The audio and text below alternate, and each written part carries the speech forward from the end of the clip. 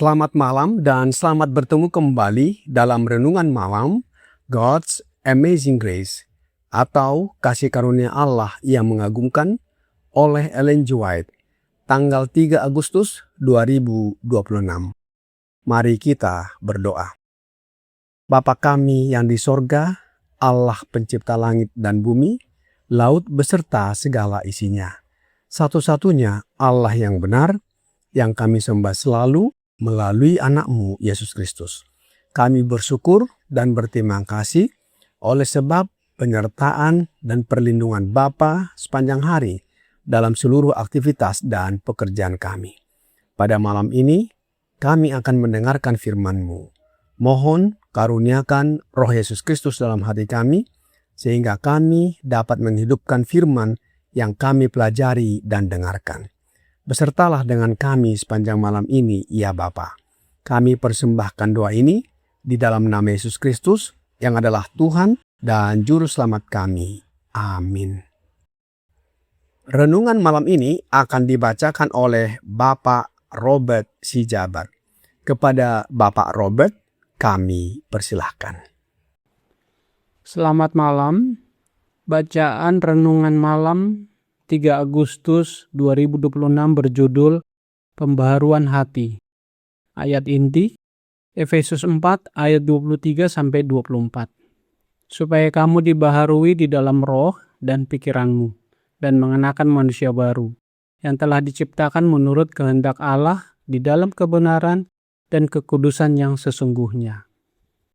Kristus adalah seorang penegur yang setia terhadap segala sesuatu yang tidak benar dan hina. Kehadirannya sendiri merupakan sebuah teguran. Dalam terang kemurniannya, manusia melihat diri mereka sebagai orang yang najis dan menyadari bahwa tujuan hidup mereka rendah serta keliru. Namun, Kristus tetap menarik mereka datang kepadanya. Dia yang telah menciptakan manusia memahami betapa berharganya setiap pribadi. Di dalam setiap manusia, Kristus melihat kemungkinan yang tidak terbatas.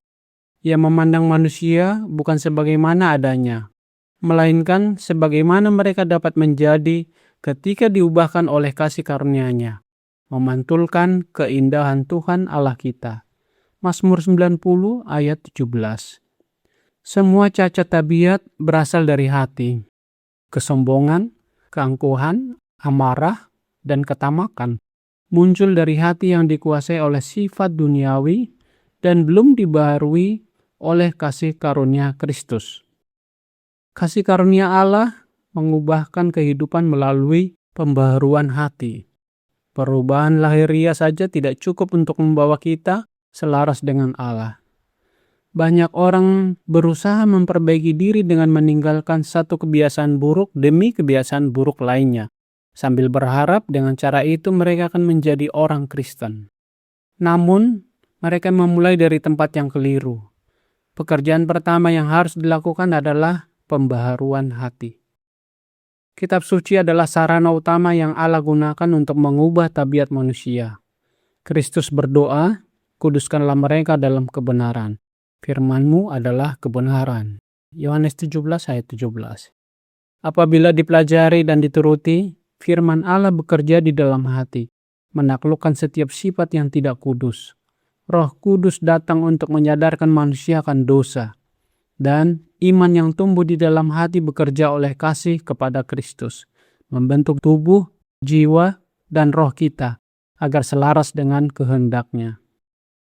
Janganlah kita memanjakan diri sendiri, tetapi dengan sungguh-sungguh terus mengerjakan pembaruan yang harus terjadi dalam hidup kita. Salibkanlah diri sendiri. Kebiasaan-kebiasaan yang tidak kudus akan terus berusaha menguasai kita. Tetapi di dalam nama dan oleh kuasa Yesus kita dapat memperoleh kemenangan. Kepada setiap orang yang setiap hari dengan tekun menjaga hatinya diberikan janji ini.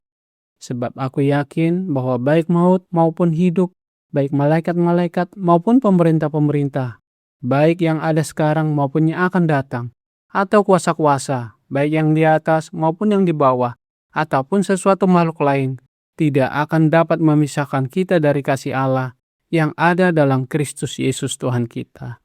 Roma 8 ayat 38 dan 39. Sekian bacaan renungan malam kita. Tuhan Yesus memberkati. Terima kasih atas penatelayanan Bapak Robert. Tuhan Yesus memberkati. Saudara-saudari dalam Yesus Kristus, judul renungan malam ini adalah pembaruan hati. Siapa yang mengerjakan pembaruan hati kita? Alkitab di dalam Yehezkel 36 ayat 26 berkata, "Kamu akan kuberikan hati yang baru, dan roh yang baru di dalam batinmu, dan aku akan menjauhkan dari tubuhmu hati yang keras, dan kuberikan kepadamu hati yang taat." Allah Bapalah yang mengerjakan pembaruan hati dari hati batu yang adalah hati yang keras menjadi hati daging yang adalah hati yang taat atau menurut. Bagaimana caranya Allah mengerjakannya? Kita baca ayat selanjutnya, Yehezkel 36 ayat 27.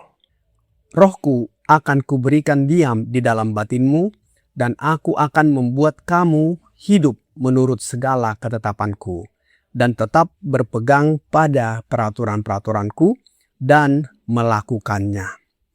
Allah berkata, "Rohku akan kuberikan diam di dalam batinmu."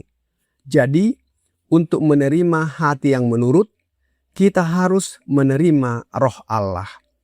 Roh Allah itu adalah pribadinya Allah dan bukan oknum yang lain.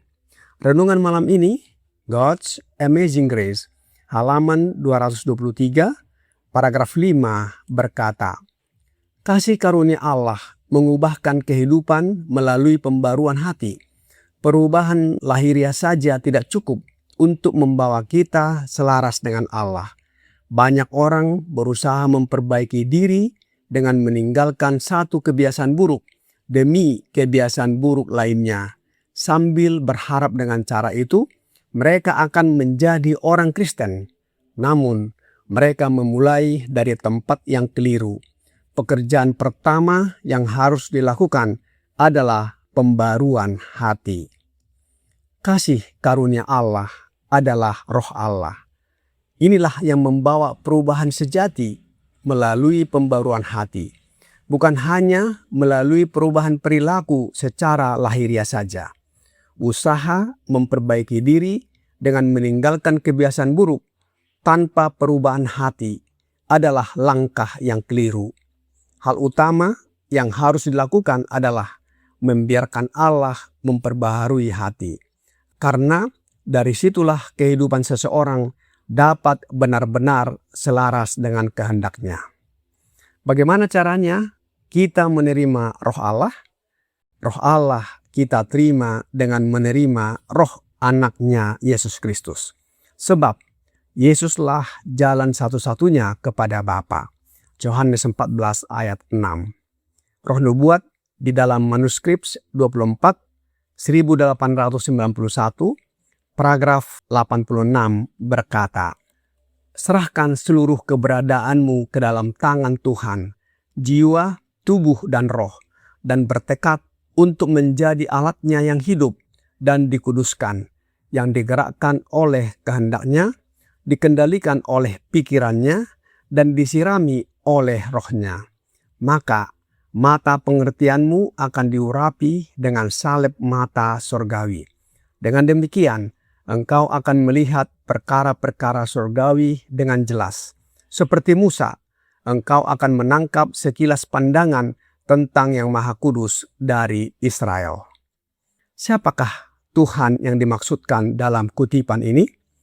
Tuhan adalah Tuhan Yesus Kristus.